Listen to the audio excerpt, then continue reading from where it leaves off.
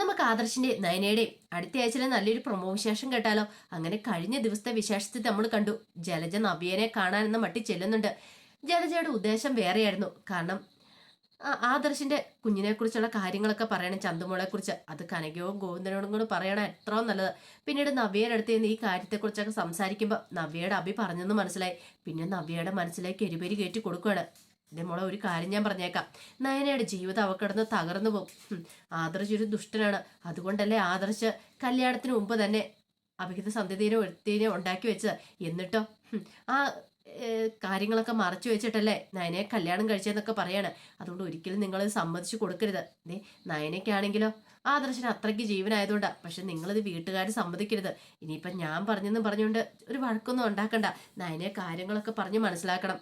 എത്രയും പെട്ടെന്ന് തന്നെ ഡിവോഴ്സ് വാങ്ങി അവളെ ഇങ്ങോട്ട് കൂട്ടിക്കൊണ്ട് വരാൻ നോക്കുക. ഇങ്ങനെ ഒരുത്തനെ എന്തിനാ ഭർത്താവായിട്ട് അവൾ വെച്ചോണ്ടിരിക്കണേ, അതൊന്നും എനിക്ക് മനസ്സിലാവുന്നില്ലെന്നൊക്കെ പറയണം. ഇത് കേട്ടിപ്പം നവ്യ പറഞ്ഞു, ഞാൻ ഇന്ന് സംസാരിച്ചു നോക്കട്ടെ അവളോട്. എനിക്കാണെങ്കിൽ ഇതൊന്നും സഹിക്കാൻ പറ്റില്ല. അബിക്കാണെങ്കിൽ വേറൊരു ഭാര്യയിൽ ഒരു കുഞ്ഞുണ്ടെന്ന് അറിഞ്ഞിട്ടുണ്ടെങ്കിൽ എനിക്ക് സഹിക്കാൻ പറ്റില്ല. കല്യാണത്തിന് മുമ്പ് ഇങ്ങനെ അവിഹിത ഗർഭത്തിലുണ്ടായ സന്തതിയാന്ന് അറിഞ്ഞിട്ടുണ്ടെങ്കിൽ, കാരണം അത് മറച്ചു വെച്ചോണ്ട് കല്യാണം കഴിക്കാന്ന് പറഞ്ഞിട്ടുണ്ടെങ്കിൽ അത് ഏറ്റവും വലിയ ദ്രോഹമാണ്. ആദർശേണ്ണൻ അങ്ങനെയാണെങ്കിൽ നയനോട് ചെയ്തിരിക്കുന്ന വലിയൊരു ദ്രോഹം തന്നെയാണ്. ആദർശേണ്ണനെ കുറിച്ച് ഞാൻ ഇങ്ങനെയൊന്നും ഒരിക്കലും കരുതിയിട്ടില്ലെന്ന് പറയാം. അവൻ പഠിച്ച കള്ളനാണ്. അവൻ ഇതെല്ലാം ഇതിലപ്പുറത്തെ പ്രവർത്തനം ചെയ്യും. എല്ലാ കുറ്റങ്ങളും അബിയുടെ തലയിലേക്ക് കെട്ടിവെച്ചിട്ട് അവൻ ഇത്രയും കാലം ഒഴിഞ്ഞു മാറി നടക്കുമായിരുന്നു. അവസാനം കണ്ടില്ലേ എന്നൊക്കെ പറയാണ്. അങ്ങനെ അവര് സംസാരിച്ച് ഇത്ര കഴിഞ്ഞപ്പോഴത്തേനും കനക അങ്ങോട്ടേക്ക് വന്നു. കനക വന്നു കഴിഞ്ഞപ്പോഴത്തേനും നവ്യ പറഞ്ഞു, അതെ എന്നാ കുഞ്ഞിനെ അമ്മ നോക്ക്, ഞാൻ ഇപ്പം തന്നെ വരാമെന്നും പറഞ്ഞുകൊണ്ട് നവ്യ അങ്ങോട്ടേക്ക് ഇറങ്ങി പോവാണ്. അതിനുശേഷം നയനെ പോയി വിളിക്കുകയാണ്. നയനെ പോയി ഫോൺ വിളിച്ചിട്ട് ഈ കാര്യത്തെക്കുറിച്ച് ചോദിക്കണമെന്നുണ്ട്. പിന്നീട് അവിടുത്തെ വിശേഷങ്ങളെക്കുറിച്ചും ചന്തമോളെക്കുറിച്ചും ഒക്കെ ചോദിക്കുകയാണ്. നയനെ ഒഴിഞ്ഞു മാറി ഒരു സംസാരമാണ് സംസാരിക്കുന്നത്. നയനെ വ്യക്തമായിട്ടൊരു മറുപടിയും പറഞ്ഞില്ല. ഈ സമയത്ത് നവ്യ അവസാനം കാര്യങ്ങളൊക്കെ അങ്ങോട്ട് പറയാണ്. എന്നോട് നീ മറച്ചു വെക്കണ്ട, ഞാൻ കാര്യങ്ങളൊക്കെ അറിഞ്ഞ നയന എന്നൊക്കെ പറയണം. ഇത് കേട്ടുകഴിഞ്ഞപ്പോൾ നയന പറഞ്ഞു, അതൊന്നും ഞാൻ എന്താണെങ്കിലും വിശ്വസിച്ചിട്ടില്ലേ ചേച്ചി, എനിക്കറിയാം, എനിക്ക് ഉറപ്പുണ്ട് ആദർശാണ് അങ്ങനെ എന്നോടൊരു ചതി ചെയ്യില്ല എന്ന്. അത് മാത്രമല്ല ആദർശാണ് അങ്ങനെ ഒരു കുഞ്ഞുണ്ടെങ്കിൽ ആദർശാണ് പറയണ്ട, ഞാനത് വിശ്വസിക്കുന്നില്ല എന്നൊക്കെ പറയണം. നവ്യക്കാണെങ്കിൽ ആരുടെ ഭാഗത്താ ശരി എന്നുള്ള കാര്യത്തിൽ ഒരിതുമില്ലായിരുന്നു. ആദർശ് പറയുന്നതാണോ അതോ ഇനിയിപ്പോൾ അഭിയൊക്കെ പറയുന്നതാണോ ശരി എന്നൊന്നും അറിയത്തില്ലായിരുന്നു. പക്ഷെ നയന ഒരു കാര്യം തീരുമാനിച്ചു, എന്തൊക്കെ വന്നു പറഞ്ഞാലും ഞാൻ ആദർശാണ് കുറ്റപ്പെടുത്തില്ല എന്ന് നവ്യയോട് തുറന്നു പറഞ്ഞു. എൻ്റെ ആദർശാണ്ട് ഒരു തെറ്റും ചെയ്തിട്ടില്ല എന്ന് എനിക്ക് ഉറപ്പുണ്ടെന്ന് പറയാണ്. ഈ സമയം പിന്നീട് ജലജ കനകയോടൊപ്പം അടുക്കളയിലേക്ക് എല്ലുവാണ്. അതിനുശേഷം നവ്യക്ക് ഇഷ്ടമുള്ള പലഹാരങ്ങളൊക്കെ ഉണ്ടാക്കാനായിട്ട് ഒരുങ്ങുവാണ്. ഈ സമയം കനക ഓർത്തി, ഇവർക്ക് ഇത് എന്ത് പറ്റി, ഭയങ്കര മാറ്റങ്ങളാണല്ലോ. പക്ഷേ ജലജയുടെ മനസ്സിൽ ഉദ്ദേശം വേറെയായിരുന്നു. അങ്ങനെ ഫുഡൊക്കെ ഉണ്ടാക്കുന്ന സമയത്ത് സത്യങ്ങളൊക്കെ തുറന്നു പറയണം.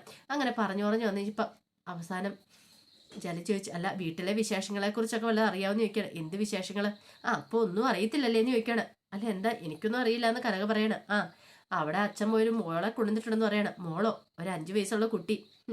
അച്ഛനൊന്നും കാണാതെ എന്തായാലും ചെയ്യത്തില്ലെന്നറിയാം. പക്ഷേ ആ കുഞ്ഞിനെ അങ്ങോട്ടേക്ക് കൊണ്ടുവന്നതിന്റെ ഉദ്ദേശം മനസ്സിലായിട്ടില്ല. ഇനിയിപ്പോൾ ആ കുടുംബത്തിലെ ആരുടെയാലും കുട്ടിയാണെന്ന് പോലും അറിയില്ല എന്ന് പറയണം. ഇത് കേട്ടുകഴിഞ്ഞപ്പം കനക ഒന്നും ഞെട്ടി. കനക ചോദിച്ചു, എന്തൊക്കെയാ ജലജയെ പറയണേ, സത്യമായിട്ടുള്ള കാര്യമാണെന്ന് ചോദിക്കുക. അതെ, ഞാൻ പറഞ്ഞ സത്യമായിട്ടുള്ള കാര്യമാണ്. ഇനിയിപ്പം ഞാൻ പറഞ്ഞുകൊണ്ട് അങ്ങോട്ടേക്ക് ആരോടും വിളിച്ചു ചോദിക്കാനൊന്നും പോകണ്ട. സത്യത്തിൽ അതുള്ള സംഭവം തന്നെയാണ്. ജലജ ഈ പറയുന്ന പോലെ കള്ളത്തരങ്ങളൊക്കെ പറയുന്നത് നിങ്ങളുടെ മനസ്സിലൊരു വിചാരം ഉണ്ടായിരിക്കും. കാര്യം പറഞ്ഞിട്ട് നിക്ക് കളിക്ക് വേണ്ടിയിട്ട് ഞാൻ പലതും പറഞ്ഞിട്ടുണ്ട്. പക്ഷെ ഇത് അതുപോലെയൊന്നുമല്ല, ഇത് ഉള്ള കാര്യം തന്നെയാ എന്നൊക്കെ അങ്ങനെ പറയുവാണ്. ഇത് കേട്ടിച്ചപ്പോൾ കനയ്ക്ക് ആ ടെൻഷനായിപ്പോയി. പിന്നീട് പറഞ്ഞു, ഞാൻ പറഞ്ഞ ഒരു കാരണവശാലും വീട്ടിൽ അറിയരുത്. അറിയാലോ, ഇതെങ്ങനെ അറിഞ്ഞിട്ടുണ്ടെങ്കിൽ പിന്നെ അച്ഛൻ അത് മതി, ആരോടും പറഞ്ഞേക്കരുതെന്നാ പറഞ്ഞിരിക്കുന്നത്. ഇപ്പൊ പിന്നെ എനിക്ക് കനകയോട് പറയാതിരിക്കാൻ പറ്റാത്തതുകൊണ്ട് ഞാനങ്ങോട്ട് പറഞ്ഞെന്നുള്ളൂ. ഇതിന്റെ സത്യവേദ കള്ളവേദാന്ന് നമുക്കറിയത്തില്ല എന്നൊക്കെ പറയാണ്. അതുകൂടെ കേട്ടുകഴിഞ്ഞപ്പം ഒരു നിമിഷം കന ഇങ്ങനെ ആലോചിച്ചു, ഇവരെന്തൊക്കെയോ കൊള്ളിച്ച് പറയുന്ന പോലെ തോന്നുന്നുണ്ട്. ഇവരുടെ മനസ്സിൽ വേറെ എന്തൊക്കെയോ ഉണ്ട്. എന്താ ഏതാണെന്നും അറിയത്തില്ല. കനകയ്ക്കാണെ ഭയങ്കര സന്തോഷമാണ്. ജലജയ്ക്കാണെ ഭയങ്കര സന്തോഷമാണ്. കനകയുടെ മനസ്സിലേക്ക് ഇച്ചിരി വിഷം കുത്തി നിറച്ചല്ലോ എന്ന് ഓർത്തിട്ട് ഇനി ഇവൾ അവിടെ കിടന്നങ്ങോട്ട് ഉരുകട്ടെ. ഇനിയിപ്പം ഇവൾ മരുമോനാ ഇതിന്റെ പിന്നിലെന്ന് അറിഞ്ഞു കഴിയുമ്പോഴത്തേനും ഇവള് കൊട്ട് സഹിക്കാൻ പറ്റില്ല. കുറച്ച് അഹങ്കാരം കൂടുതലുണ്ടായിരുന്നു എന്നൊരു ചിന്തയൊക്കെ ആയിരുന്നു മനസ്സറിയുണ്ടായിരുന്നേ. ഈ സമയത്ത് നയനെ എടുത്ത് അനാമിക അങ്ങോട്ടേക്ക് വരുന്നുണ്ട്. അനാമിക വന്നിട്ട് നയനയോട് പറയുന്നുണ്ട്, എന്തൊക്കെയായിരുന്നു ഇവിടെ, എന്നിട്ട് ഇപ്പൊ എന്തായി, നിന്റെ ഭർത്താവ് ഇത്ര വലിയ ആദർശധീരനാന്നുള്ള കാര്യം എനിക്കറിയില്ലായിരുന്നു പറയണം. അത് കേട്ട് കഴിഞ്ഞപ്പം നയന പറഞ്ഞു, അതെ നീ എൻ്റെ ആദർശനെ കുറ്റപ്പെടുത്തൊന്നും വേണ്ട, അതിനുള്ള യോഗ്യത നിനക്കില്ലെന്ന് പറയാം. പിന്നെ യോഗ്യത ഇല്ല പോലും, എന്താണ് നിന്റെ ഭർത്താവിനേക്കാളും കൂടുതൽ യോഗ്യത എനിക്കുണ്ടെന്ന് പറയണം. ഇത് കേട്ട് കഴിഞ്ഞപ്പോൾ നയന പറഞ്ഞു, അല്ല നിനക്ക് എന്ത് യോഗ്യത ഉണ്ടെന്നാ പറയണേ? നീ കണ്ടവന്റെ കൂടെ പാർക്കിൽ കൂടെ കറങ്ങി അടിച്ച് ബീച്ചിൽ കൂടെ ഒക്കെ നടക്കുമല്ലേന്ന് ചോദിക്കുകയാണ്. എന്നിട്ട് നീയാണോ എന്റെ ആദർശനെ കുറ്റപ്പെടുത്താൻ വരുന്നതെന്ന് ചോദിക്കുക. ഇത് കേട്ടുകഴിഞ്ഞപ്പത്തിന് അനാമിക പറഞ്ഞു, പാർക്കിൽ കൂടെ ചുറ്റി നടന്നിട്ടുണ്ടെങ്കിലേ ഞാൻ എന്തായാലും ഒരു കുഞ്ഞിനെയൊന്നും ഉണ്ടാക്കിയിട്ടില്ല. പക്ഷെ നിങ്ങളുടെ ഭർത്താവ് അങ്ങനെയല്ല. കല്യാണത്തിന് മുമ്പ് തന്നെ അയാളുടെ കഴിവ് തെളിയിച്ചു. ഒരു കുഞ്ഞിനെ അവിഹിത സന്ധിതയായിട്ട് ഉണ്ടാക്കിയില്ലേ, എന്നിട്ടോ അത് മറച്ചു വെച്ചോണ്ട് നടന്നില്ലേന്ന് ചോദിക്കുക. എന്താണെങ്കിലും എന്റെ കുഞ്ഞ് എന്ന് പറഞ്ഞുകൊണ്ട് ഇങ്ങോട്ടേക്ക് ആരും കുഞ്ഞിനെ കൊണ്ട് വരാനൊന്നും പോകുന്നില്ല.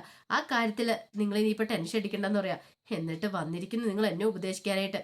നിങ്ങൾ എന്നെ ഉപദേശിക്കുന്ന സമയത്ത് നിങ്ങളുടെ ഭർത്താവിനെ പോയി നേരെയാക്കാൻ നോക്ക്, അയാളോട് പറഞ്ഞ് മനസ്സിലാക്കാൻ നോക്ക്. വലിയ ആളും കളിച്ച് വന്നിരിക്കുന്നു എന്നൊക്കെ പറഞ്ഞുകൊണ്ട് നയനയോട് ദേഷ്യപ്പെടുകയാണ്. നയന പറഞ്ഞു, ദേ എന്റെ ആദർശാണ് അങ്ങനെ ചെയ്യില്ലെന്ന് എനിക്ക് 100% വിശ്വാസമുണ്ട്. പിന്നെ നീയോ നിന്റെ കുടുംബത്തിലുള്ളവരെ പറഞ്ഞാലത് ഞാനൊന്നും വിശ്വസിക്കാൻ പോകുന്നില്ല. ഒരു കാര്യം ഞാൻ പറഞ്ഞേക്കാം, വെറുതെ എന്റെ ആദർശാനെ കുറ്റപ്പെടുത്താൻ വരണ്ട, ഞാനിത് വിശ്വസിക്കാനും പോകുന്നില്ലെന്നും പറഞ്ഞിട്ട് നയന അങ്ങോട്ട് കയറി പോവാണ്. ഈ സമയം അനാമിക പറഞ്ഞു, പിന്നെ അവളെ സ്വത്തും മണമൊക്കെ മോഹിച്ചിരിക്കുക, എന്നിട്ട് അവളുടെ അഹങ്കാര വർത്താനം കണ്ടില്ലേ എന്നൊക്കെയായിരുന്നു. അങ്ങനെ 1-2 ദിവസം വലിയ കുഴപ്പമില്ലാതെ അങ്ങോട്ട് കടന്നു പോവാണ്. ഈ സമയമല്ല ആദർശം നല്ല ടെൻഷനുണ്ട്. കാരണം സത്യാവസ്ഥ തെളിയിക്കാണ്ട് ഇതിനായിട്ടും പറ്റിയിട്ടില്ല. DNA ടെസ്റ്റിന്റെ ഫലം വന്നു കഴിഞ്ഞാൽ മാത്രമേ അതിലെന്തെങ്കിലും ഒരു കാര്യം ഉണ്ടാവുള്ളൂ, എന്താ ഏതെന്നൊക്കെ. കാരണം ആദർശനറിയാം, എന്നാലും അത് അബിയുടെ കുഞ്ഞാണോ എന്ന് തെളിയിക്കണം. അതിനു വേണ്ടിയിട്ടാണല്ലോ അവർ കൂടുതലായിട്ട് DNA ടെസ്റ്റിന് വേണ്ടി കൊടുത്തിരിക്കുന്നത്. പിന്നീട് ആദർശ് വിഷമിച്ചിരിക്കണത്തേനും ആദർശിന്റെ അടുത്തേക്ക് നയന വരുവാണ്. നയന വന്നിട്ട് പറഞ്ഞു, ആദർശേട്ടൻ വിഷമിക്കൊന്നും വേണ്ട, എനിക്കറിയാം ആദർശന്റെ മനസ്സിൽ എന്താന്നുള്ളത്. ഇനിയിപ്പം അമ്മ ഇങ്ങനെയൊക്കെ ആദർശനോട് ദേഷ്യം കാണിക്കുന്നുണ്ട്, അതിൻ്റെതായ വിഷമം ആദർശന്റെ മനസ്സിൽ കാണുമല്ലേ. സാരമില്ലെന്ന് DNA ടെസ്റ്റിന്റെ ഫലം വരുന്നതോട് കൂടിയിട്ട് ആ കാര്യത്തിനൊരു തീരുമാനം ഉണ്ടാവും എന്ന് പറയാണ്. പിന്നെ ഒരു കാര്യമുണ്ട് ആദർശേട്ടാ, DNA ടെസ്റ്റിന്റെ ഫലം വന്നാലും ചന്തുമോളെ ഞാൻ സ്വന്തം മോളായിട്ട് തന്നെ കരുതുള്ളൂ. ഇത്ര നാള് അങ്ങനെയല്ലേ കരുതിയത്. അല്ലെങ്കിൽ തന്നെ ഇനിയിപ്പം ഇവിടുത്തെ അബിയുടെയോ അല്ലെങ്കിൽ വേറെ ആരുടെങ്കിലും അനന്തപുരിയിലെ കൊച്ചുമോളല്ല ചന്തുമോളെന്ന് അറിഞ്ഞാൽ പോലും മുത്തശ്ശൻ അവളെ ഇവിടുന്ന് പറഞ്ഞു വിടുമെന്ന് തോന്നില്ല. കാരണം മുത്തശ്ശിക്കും അത്ര കാര്യം മോളെ എന്ന് പറയാണ്.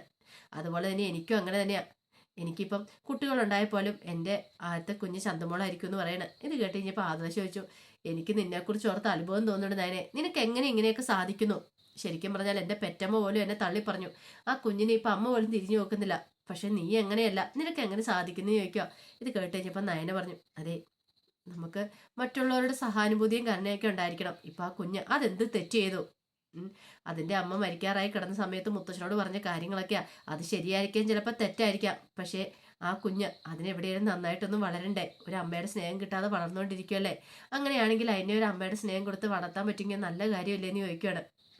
ഇത് കേട്ടപ്പോൾ ആദർശം കാര്യമൊക്കെ ശരി തന്നെയാ, പക്ഷെ ഇവിടെ ഉള്ളവരുടെ സ്വഭാവം അറിയാലോന്ന് പറയാ. സാരമില്ല, ആദർശന്റെ കുഞ്ഞാന്നും പറഞ്ഞുകൊണ്ടാണെങ്കിലും ഞാൻ ഇതിനെ വളർത്തു എന്ന് പറയാണ്. ഇനി DNA ടെസ്റ്റിന്റെ ഫലം വന്ന് ആദർശന്റെ കുഞ്ഞല്ലെന്ന് അല്ലെങ്കിൽ തന്നെ എനിക്കറിയാം.